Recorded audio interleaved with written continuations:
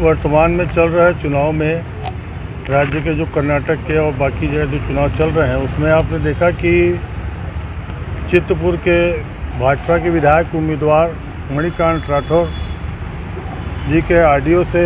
ये स्पष्ट है कि किस प्रकार दुर्भावनावश और कैसे भी साजिश करके भाजपा चुनाव जो हारने के कगार पे आ चुकी है वो किसी की हत्या करवाने से भी पीछे नहीं हट रही, चाहे वो किसी को अलग बात करके किसी भी बात का बड़फंगड़ बनाकर कोई भी मुद्दे को भटका कर, क्योंकि इनके पास कोई काम का मुद्दा है ही नहीं, ना ही कोई विकास का मुद्दा है। मोदी जी की पूरी देश में जो महंगाई और भ्रष्टाचार और जो यहाँ पर स्थितियाँ पैदा हुई है कि देश बिक रहा है, लोग जान चुके हैं। इसलिए उनके ऑडियो से भी स्पष्ट हुआ है जो अभी वहाँ भाजपा के चित्रपुर के विधानसभा के उम्मीदवार हैं, तो ये हमारे राष्ट्रीय अध्यक्ष आदरणीय श्री मणिकांत जो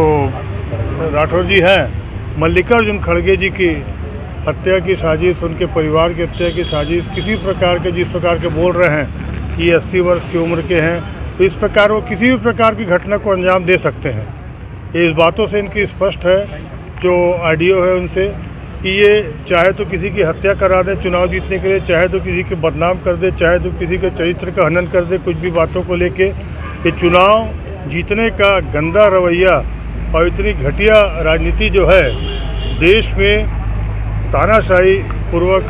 शासन करके ये पहली बार हो रहा है, आप सब देख रहे हैं। और कांग्रेस पार्टी